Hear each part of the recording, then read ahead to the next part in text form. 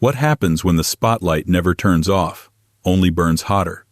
Behind the glamour of Britain's finest stages and brightest screens lies a darker reel.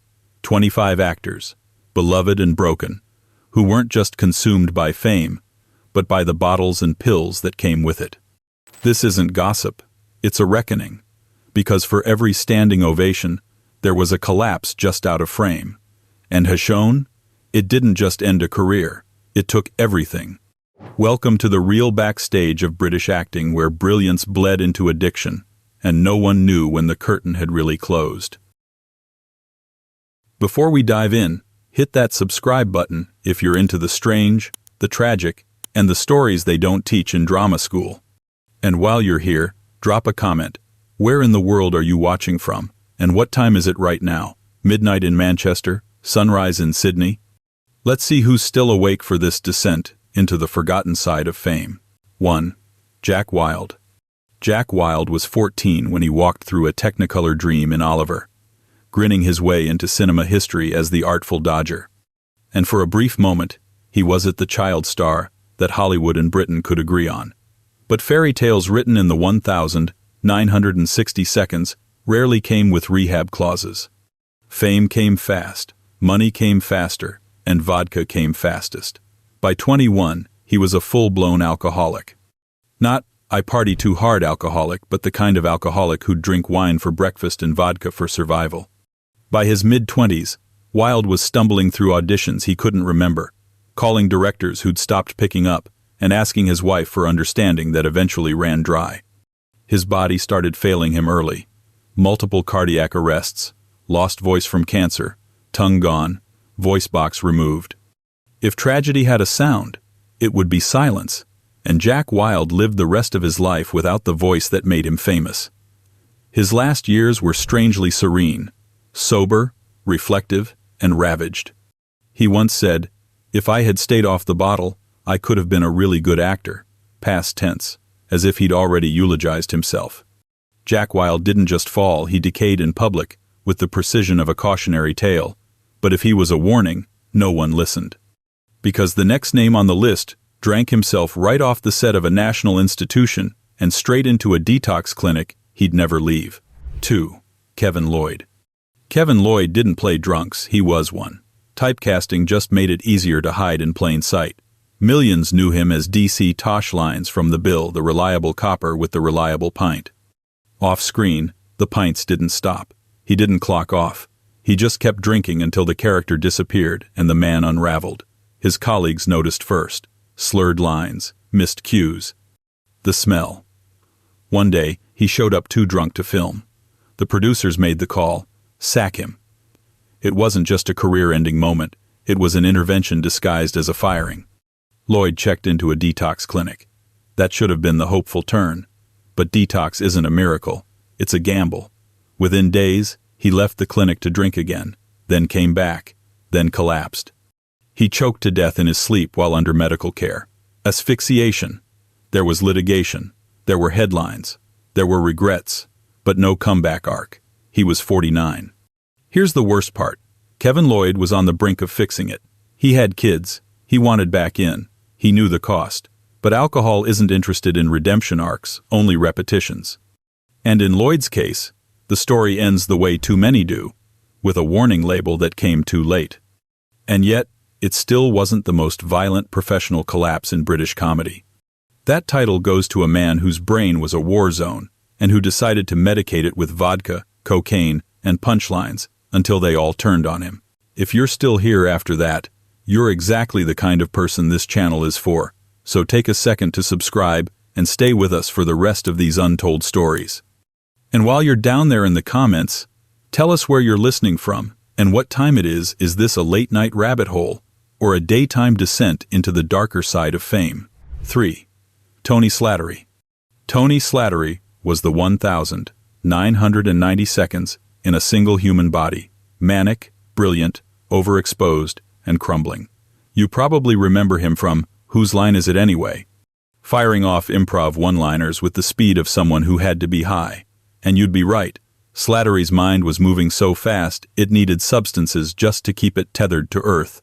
Alcohol, cocaine, days without sleep, weeks lost in psychotic spirals.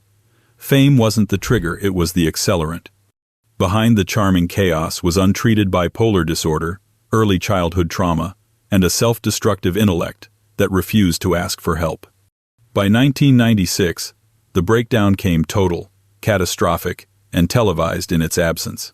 He disappeared from screens almost overnight, not because he was cancelled, but because his mind cancelled itself.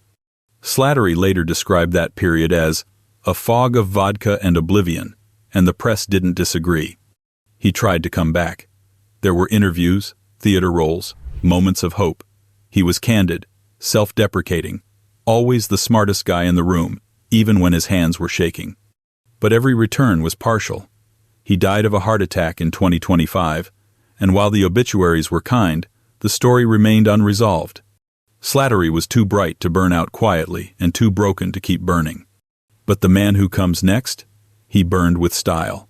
Satire's golden boy, alcohol's most loyal client, a genius who drowned in applause, then in whiskey, and whose tongue was as sharp as his liver was soft. 4. Peter Cook. Peter Cook never liked being called a genius, probably because he knew it was true, and true things bored him. He didn't so much tell jokes as detonate them. Satire in the UK was practically his invention, and with it came the burden of being the cleverest man in every room, and the drunkest man in every pub. He drank because he could. He drank because brilliance gets heavy, and by the time anyone dared intervene, brilliance was the only thing he had left. His alcoholism wasn't tabloid-fueled or tantrum-based, it was slow, constant, eroding. In the early years, it made him funnier. In the later years, it made him unreliable. Cue cards started replacing memory. Slurred interviews became folklore. When his wife died, he drank with purpose. And when his friends begged him to stop, he would tell them not to worry, he was drinking medicinally. Cook never quite collapsed. He just faded. The work stopped arriving. The offers dried up. The body followed. In 1995, he died from internal hemorrhaging, the final punchline, delivered by a liver that had taken too many encores. But don't call it a tragic ending. Call it a cynical inevitability. Peter Cook knew how the story ended. He just didn't care to rewrite it. And if that sounds bleak, wait until you meet the man who practically invented the brilliant drunk persona and whose career vanished in a haze of stage makeup, trembling hands, and medical charts. 5. Colin Clive. Colin Clive was Frankenstein before Frankenstein was a costume. His performance in the 1931 classic still lives, stitched into the DNA of horror cinema. But behind the madness on screen was a man disintegrating off it. Clive was a stage-trained actor with the kind of face that trembled even when he wasn't acting. And he wasn't acting. He was drinking. Chronic alcoholism haunted his short career. Co-stars whispered about him arriving on set already half gone. Directors filmed around the instability, and the industry, still polite in those days, quietly looked the other way. He wasn't a tabloid spectacle. He was just sick, the kind of sick no one talked about. His health collapsed under the double weight of tuberculosis and relentless drinking. In 1937, at just 37, he was gone. The cause of death was complications from TB, but everyone who knew him said the alcohol got there first. There's something eerie about watching Clive scream, "It's alive," in his most famous role, knowing he was dying by degrees in real life. He never lived long enough to become a cautionary tale, he barely lived long enough to be remembered. But the pattern was set. Exceptional talent, emotional torment, invisible illness, and a drink for every fear. The actress who comes next didn't scream, she collapsed quietly, under the weight of fame, loneliness, and a bottle no one could take from her hand. Hers was a death without scandal, and a life that deserved more headlines than it got. Così. Vivien Merchant. Vivien Merchant was married to Harold Pinter, starred in Elphick, and once looked like she was about to become the defining British actress of her generation. Then the alcohol started writing the script. Her performances were sharp, chilling, magnetic, and in her private life, the walls were closing in. Her marriage unraveled, her reputation followed, and the industry, in its usual display of cruelty disguised as decorum, simply stopped calling. Merchant didn't implode in public. She eroded. There were no outbursts or arrests, just increasing silence. Colleagues noted her absence. Producers stopped mentioning her name. And yet, she kept drinking, not with defiance, but with despair. When she died in 1982 at the age of 53, the obituary said, alcoholism. Not suicide, not accident, just alcoholism. A diagnosis as final as a curtain drop. What makes Merchant's story especially brutal is how much of it we don't know. There are no sensationalized profiles, no red-top narratives, only a slow retreat from the stage and a quiet exit through the back door of British theatre. She deserved better as an actress, as a woman, as someone who bled for her craft while being slowly dismembered by the thing everyone politely ignored. And if that sounds understated, then the next name will come as a jolt. Because Mesurier didn't just fade, she died the night of a theatrical triumph, with applause still echoing in the wings and tragedy waiting just off stage. 7. Mesurier. Mesurier had the kind of stage presence that critics ran out of adjectives for. Dazzling, devastating, unforgettable. She was nominated for an Oscar, commanded West End stages, and had the sort of classical beauty that casting directors couldn't look past. But beneath the poise was a woman increasingly at war with herself, and a career that began slipping through her fingers like whiskey through ice. Her marriage to playwright John Osborne was famously turbulent, and the disintegration of her personal life seemed to parallel the rise of her dependency. Alcohol became a constant companion, not in a scandalous, headline-grabbing way, but in the quieter, deadlier form that eats away from the inside out. Pills followed. Sleep became a project. Performances were cancelled. Roles were lost. But then, in 1975, she made a comeback. A new play. A successful opening night. The audience applauded. She smiled. She died that same night. The official reports cited a mix of alcohol and barbiturates. Whether intentional or accidental, no one could agree. But everyone understood. The pressure, the instability, the quiet cries for help. It was all there, if you'd been watching closely. Ure's death became a footnote in theater history, an "if only" scribbled in the margins of a once glorious resume. But even her quiet exit was less brutal than what happened to the woman who followed her, a Welsh actress with awards on her shelf, bitterness in her bloodstream, and a final act that played out in the harshest possible spotlight. 8. Rachel Roberts. Rachel Roberts didn't believe in moderation. Not in acting, not in marriage, and definitely not in pain management. She burned through roles with a ferocity most performers envied and feared, and she did the same with her life. She was intense, magnetic, and unfiltered. That was her gift, and her curse. Her divorce from actor Rex Harrison left a wound she never truly covered up. Emotional turbulence became chemical dependence. Friends and colleagues described her as brilliant, volatile, heartbreaking, the kind of person who would make you cry, laugh, and worry in the same breath. Alcohol was a frequent co-star, and pills became part of the routine. There were flashes of recovery, yes, but mostly there was decline. Slowly, then, all at once. In 1980, Roberts was found dead in her Los Angeles home. The mix of substances told its own story, though the precise details have been smoothed over in public memory, perhaps out of mercy, perhaps out of discomfort. The narrative now is one of unbearable sadness. A performer of rare talent brought down not by scandal, but by despair. There's a photograph of her smiling at a film premiere, eyes half-shadowed, grin not quite meeting the eyes. It haunts the archives, because it speaks to a truth too many in her circle shared. The performance never really stopped, and if it did, the silence was unbearable. But Rachel wasn't the last to wear that haunted smile. The next man drank enough to quiet a nation, and somehow kept showing up until his heart finally refused. 9. Michael Elphick. Michael Elphick looked like the kind of guy who'd have a pint in his hand. And usually, he did. Tough-looking, gravel-voiced, and endlessly watchable, Elphick was a working-class actor with a natural presence, no drama school gloss, just raw charisma. For a while, it worked. Boone made him a household name, and EastEnders gave him a second wind. But behind that gruff charm was a man circling the drain, bottle in hand. He drank in the open. No apologies, no disguises. In interviews, he confessed to consuming enough spirits daily to stun a small village, 2 liters at his worst. Rehab became routine. Sobriety became an ambition, not a reality. When his longtime partner died, the relapse was almost instant. It wasn't about celebration or escapism anymore, it was about survival, or what passed for it. Colleagues worried. Directors hesitated. Producers whispered. The tabloids got their stories. And yet, Elphick kept working, sometimes shakily, sometimes triumphantly. There were flashes of the old brilliance. But not enough. In 2002, his heart gave out.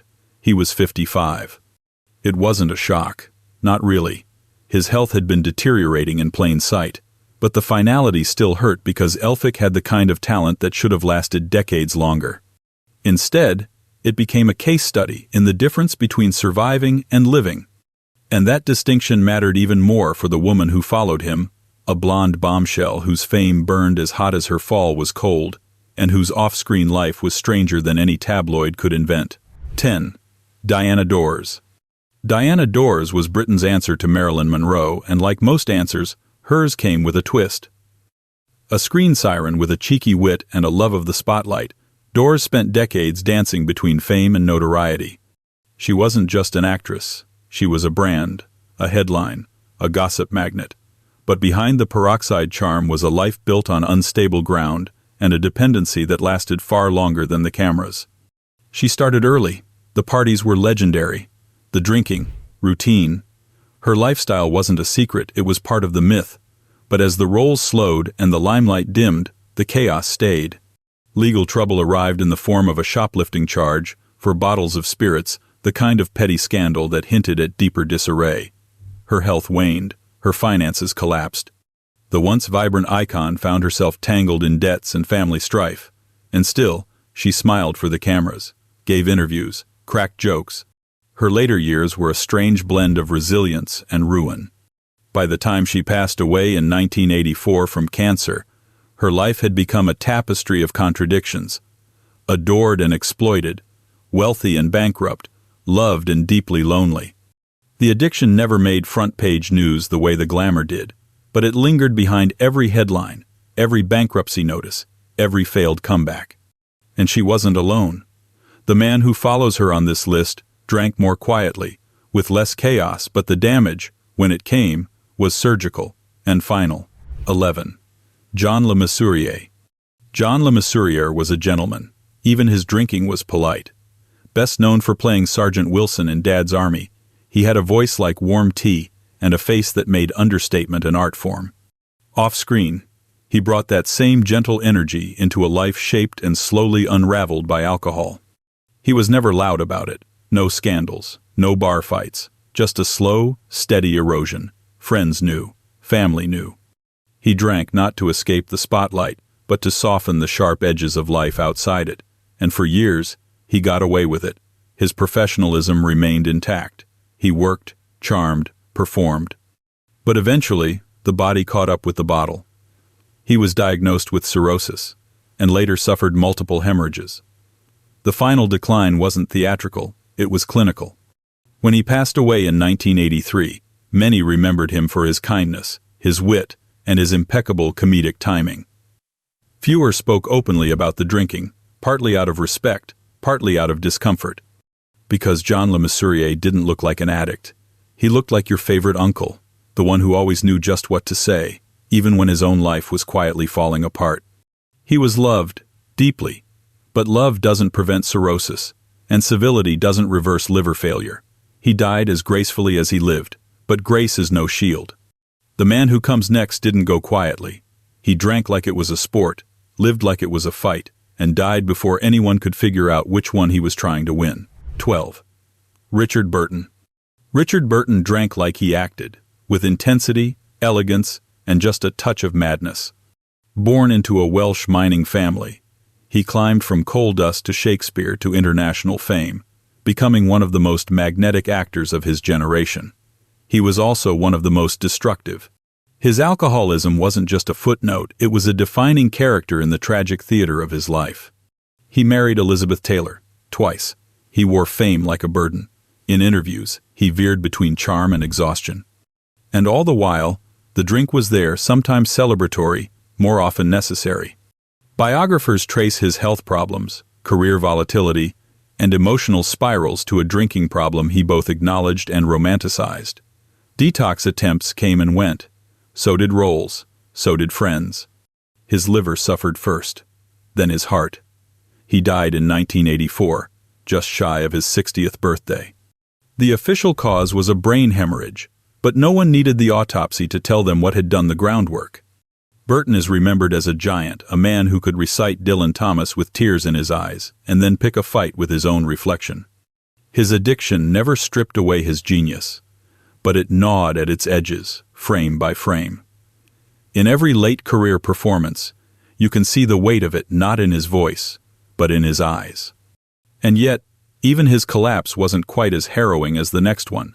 A man who made his body a battleground, survived the wreckage, and still couldn't outrun the past. 13. Peter O'Toole. Peter O'Toole was the kind of actor who made directors nervous and audiences worshipful. Tall, piercing, magnetic, he was the embodiment of theatrical brilliance that seemed just this side of unhinged. And that wasn't far from the truth. Off-screen, O'Toole was infamous for his capacity to drink not casually, but epically, the kind of drinking that turned into folklore. The kind of stories that make you laugh until you remember they weren't jokes. O'Toole once claimed to have stopped counting his drinks after the third bottle. Whether that was myth or bravado didn't matter. His body took it seriously. By the late 1970s, his health had started to decline at a pace only matched by his tab at the pub. In 1976, he was hospitalized with a near-fatal illness and underwent surgery that removed most of his stomach.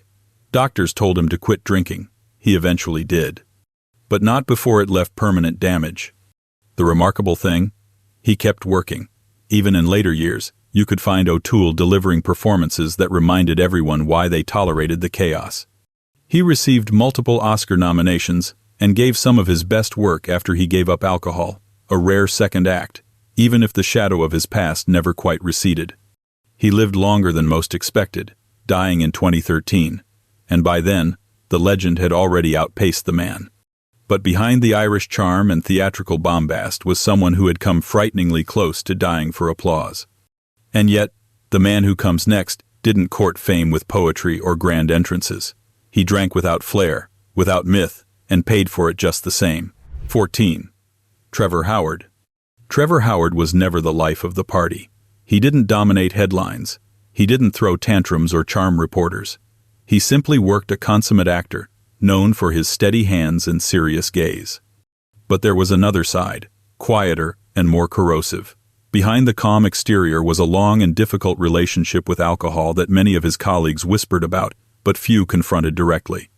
Howard's drinking wasn't theatrical. It was routine, a slow, daily undoing that eventually bled into his performances. Reports from film sets suggest a man who increasingly struggled to maintain the composure that had once made him such a dependable screen presence. The public didn't see it or didn't want to. After all, Trevor Howard was the kind of actor who represented a very British stoicism. To question that would be to admit that something was wrong. But something was wrong. The roles became fewer. His health declined. While he continued to appear on screen into his 70s, the spark that had once made him electric in Brief Encounter was visibly dimmed. He died in 1988, his later years marked by frailty and quiet retreat. The obituaries were respectful. The full truth, as always, was left between the lines. And the man who follows him? He didn't fade quietly. He stormed through life like he was being chased by his demons, by his debts. By the end, he always seemed to see coming. 15. Robert Newton. Robert Newton may have died before most people knew what the word celebrity meant, but in his time, he was a giant. Famous for his swaggering portrayal of Long John Silver and unintentionally inventing the modern pirate voice, Newton had a stage presence that felt like a dare, larger than life, unapologetically theatrical, and fueled, constantly, by alcohol. He was the original wild card, an actor who could mesmerize audiences one day and go missing the next. Directors loved and feared him. He had that classic post-war charisma, the kind that could sell anything except self-control. His drinking was not only well known, it was professionally hazardous. As early as the 1000, 940 Newton was being described as difficult and unreliable, code words for someone who couldn't stay sober long enough to finish a production without incident. By the early 1950 his career had become patchy. He still landed roles, often typecast as flamboyant rogues, but the charm was wearing thin. His health followed. Newton died in 1956, at the age of 50, with cirrhosis widely reported as the cause, a grimly common ending in this list, but no less devastating. His legacy lives in every bad pirate impression ever uttered, but behind the "R matey" caricature is a man who drank away the structure of a career that could have gone anywhere. The tragedy wasn't just that Newton fell, it's that he fell before anyone figured out how to catch people like him. And the next man? He had the same problem, a familiar face, a dependable talent, and a private life unraveling one quiet drink at a time. 16. Ian Hendry. Ian Hendry never quite became a household name, but if you watched British television in the 60 seconds and 70 seconds, you knew his face. Handsome, brooding, and quietly intense, Hendry was the original lead in The Avengers, before being replaced by Patrick Macnee. And for a while, it seemed like he might still outpace his own replacement, the kind of actor directors loved for his grounded energy and versatility. But while his performances looked steady, his personal life was anything but. Alcohol crept in slowly, then took over. What began as a coping mechanism for the pressures of fame and a crumbling marriage soon bled into every part of his professional life. Colleagues described him as unpredictable. Some blamed his temper, others his demons. Either way, his reliability dwindled. The once promising film career gave way to scattered appearances and increasingly erratic behavior. Directors stopped calling. Offers dried up. By the 1980 Hendry's name was more likely to be followed by a sigh than a casting offer. He tried to steady himself, but his health had begun to fail, and the industry that once applauded him had long since moved on. He died in 1984 at 53. Another name scratched into the long ledger of talent, lost not to scandal, but to slow collapse. And the next man on the list? He didn't slide into obscurity, he sprinted toward self-destruction, with a smile on his face and a drink in each hand, hiding despair behind punchlines and public sympathy. 17. Tony Hancock. Tony Hancock was British comedy's crown jewel, until he became its cautionary tale. His radio show, Hancock's Half Hour, made him a national treasure, and his deadpan delivery practically invented a new kind of humor. But even at the height of his fame, Hancock was nursing something darker. Success brought pressure, and pressure brought the bottle. His relationship with alcohol was no secret to those close to him. It became an anchor, first stabilizing, then dragging. As the 1960 wore on, Hancock grew increasingly erratic. He alienated collaborators, burned bridges, and took public swipes at the very industry that once adored him. Behind the scenes, the drink was constant, and his mental health declined. He traveled to Australia in the late 1960 seeking a fresh start. But the demons didn't stay in Britain. They followed him. In 1968, Hancock's final days were spent alone and struggling, his sharp comedic voice muffled by internal chaos. He left behind a note that hinted at deep exhaustion, and a legacy already being reframed from brilliance to tragedy. And yet, his influence is still felt in every dry-witted comic who dares to turn misery into a monologue. But Hancock's story wasn't just about the cost of being funny. It was about what happens when a nation laughs with you, then forgets to ask if you're okay. And the woman who comes next? She wasn't a comic, but her final performance came off stage in a life marked by silence, sorrow, and a spiral no one could quite stop in time. 18. Jill Bennett.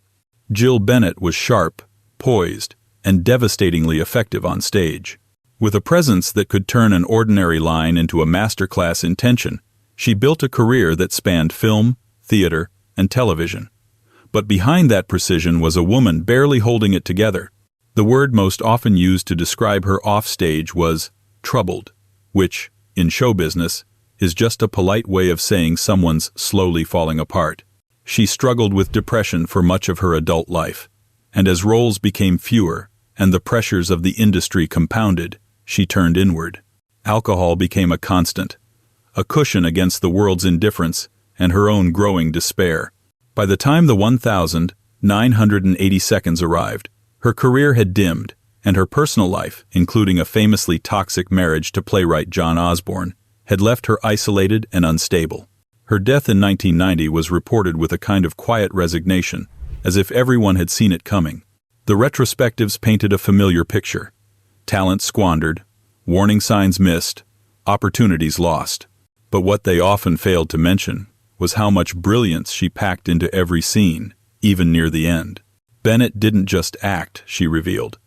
And maybe that's what made her so hard to watch. Because when someone tells the truth too clearly, it becomes difficult to pretend they're okay. But the man who follows her had no interest in subtlety. He drank, joked, spiraled, and nearly laughed himself into oblivion. 19. Dudley Moore. Dudley Moore was proof that the funniest man in the room is often the saddest, and that laughter, however loud, can't drown out what's going on inside. He was small, brilliant, and charming in that slightly disheveled, almost apologetic way. His comedic timing was surgical. First with Peter Cook in the groundbreaking Beyond the Fringe and Derek and Clive, then solo in films like Arthur, where he played with alarming believability a charming alcoholic who stumbles his way through life. The joke, of course, was that Moore wasn't playing. His drinking had become more than just a character quirk, it was real, and it followed him from stage to screen to every awkward interview he gave in later years. While his public image leaned on the lovable rogue persona, friends and collaborators knew the toll it was taking. The slurred words weren't always scripted, the stumbles weren't always comic. In his later years, Moore's health began to deteriorate rapidly. At first, it was assumed to be alcohol-related, a sad but unsurprising chapter in the life of a once vibrant performer. But eventually, doctors diagnosed him with progressive supranuclear palsy, a rare and incurable brain disorder. It became clear that some of what had looked like a drinking problem was actually something worse, and the two, tragically, had been feeding into each other for years. Moore died in 2002. His final interviews were heartbreakingly lucid, full of regret and self-awareness. And yet, the audience mostly remembers the punchlines. The next actor? He didn't make jokes. He didn't offer apologies. He drank like it was part of his brand, and eventually, it cost him everything. 20. Stanley Baker. Stanley Baker was the tough guy's tough guy. A Welsh actor with steel in his voice and granite in his jaw. He carved out a niche playing no-nonsense characters in war films and crime dramas. Off-screen, he was just as commanding a producer, a businessman, a drinker. Baker didn't hide behind charm or playfulness. His reputation was built on intensity, and so was his relationship with alcohol. In his early career, the drinking blended seamlessly with the roles, the hard-drinking, hard-fighting alpha male. But as the years went on, the boundaries blurred. The toughness stopped being an act. The drinks stopped being props, and the consequences became harder to ignore. Colleagues described him as driven, but increasingly difficult. His career never quite collapsed, it just plateaued. The riskier projects stopped coming, the energy faded. Still, he pushed on, producing and acting into the 1,970 seconds. But the physical toll was catching up. He was diagnosed with lung cancer in the mid-1,970 seconds, and though the public story focused on the illness, many close to him cited years of drinking and smoking as contributors to his rapid decline. He died in 1976 at just 48, a leading man who didn't get a third act. His death wasn't treated like a tragedy in the headlines, it was treated like inevitability. And yet, Baker had been one of the few working-class actors to break into the elite circles of British cinema, a fighter to the end. But the woman who follows him wasn't given the same respect. Her fall was quieter, lonelier, and cruelly predictable. 21. Carol White. Carol White was once called the Battersea Bardot, a working-class beauty with the kind of raw screen presence you couldn't manufacture. She starred in Cathy Come Home, a landmark of British social realism, and for a brief, burning stretch, in the late 1,960 seconds, it looked like she might change the direction of British cinema. But Carol White wasn't built for fame. And fame wasn't built to protect people like her. Her rise was meteoric. Her fall, sadly, was just as fast. Personal troubles multiplied. There were whispers about erratic behavior, about struggles with alcohol and drug use, about missed opportunities and burned bridges. The American film industry came calling, and quickly stopped. White returned to the UK with less fanfare and fewer options. By the 1,980 she was living in obscurity. The roles dried up, the interviews stopped, those who once championed her vanished. Addiction, always in the background, seemed to step into the foreground. The people who had benefited from her fame were nowhere to be found when it crumbled. She died in 1991, just 48 years old. Her legacy is one of potential unrealized not because she lacked talent, but because the systems around her were never designed to support her survival. She wasn't eccentric enough to be forgiven, not powerful enough to be protected, not rich enough to be rescued. And the next man on this list? He stood out in every room not just for his size, but for the weight of a mind trying to hold everything together, while quietly coming undone. 22. David Rappaport. David Rappaport never blended into a crowd, and in a business that rewards the memorable, that should have been a gift.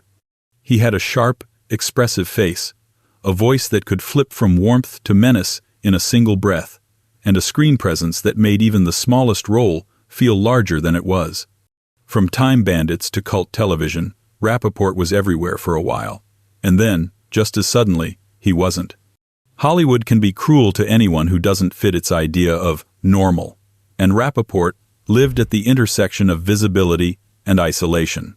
He was cast often, but rarely understood. As the novelty of his uniqueness faded, the offers became thinner, more superficial, more frustrating.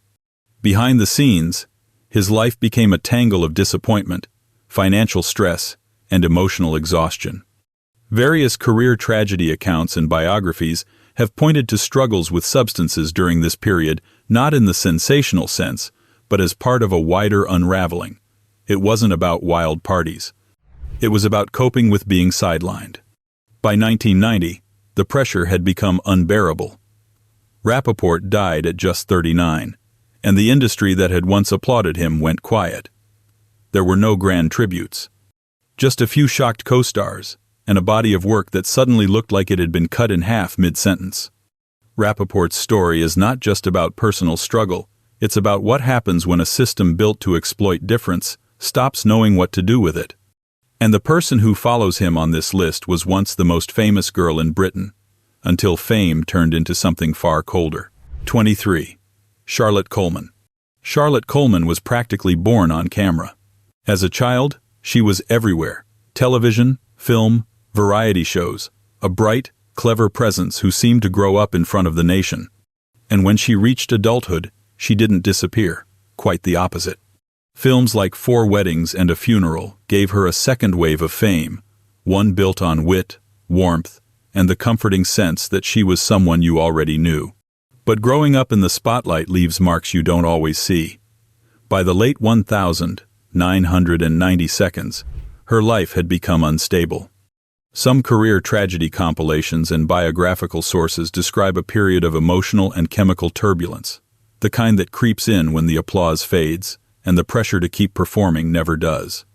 Unlike others on this list, her struggles weren't splashed across tabloids. They were private, fragmented, and quietly destructive. She died in 2001, at just 33. The cause was later linked to an asthma attack, but many accounts describe a period leading up to her death that was filled with stress, exhaustion, and instability. The public remembered her as the lively young woman from romantic comedies. Those who knew her better spoke of someone deeply tired.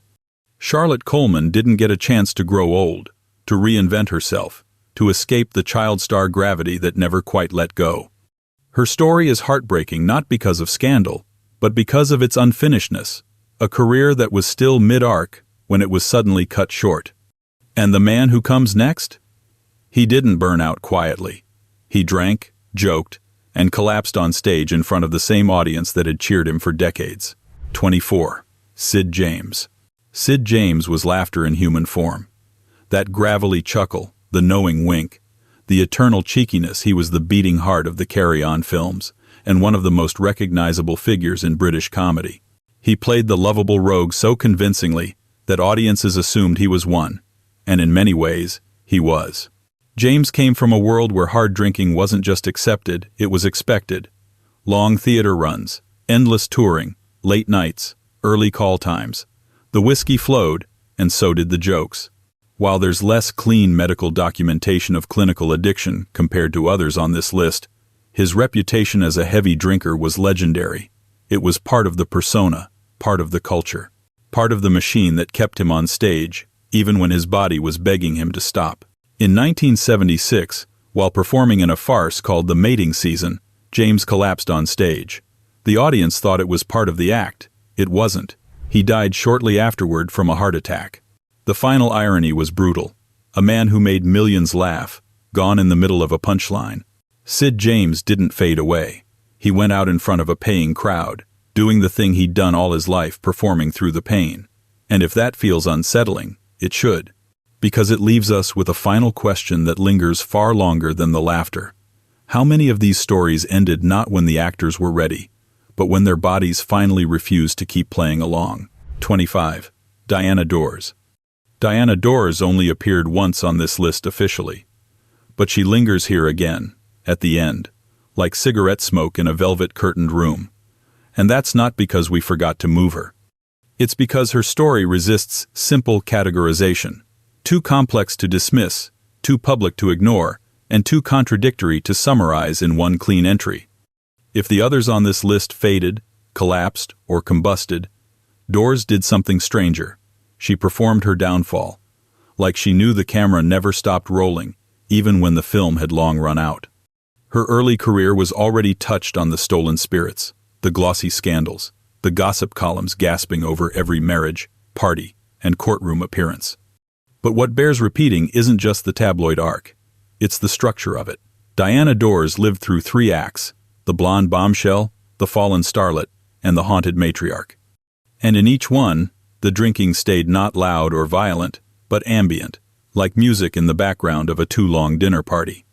What makes Dors unusual and tragic in a slow-motion sort of way is how aware she seemed of the spectacle.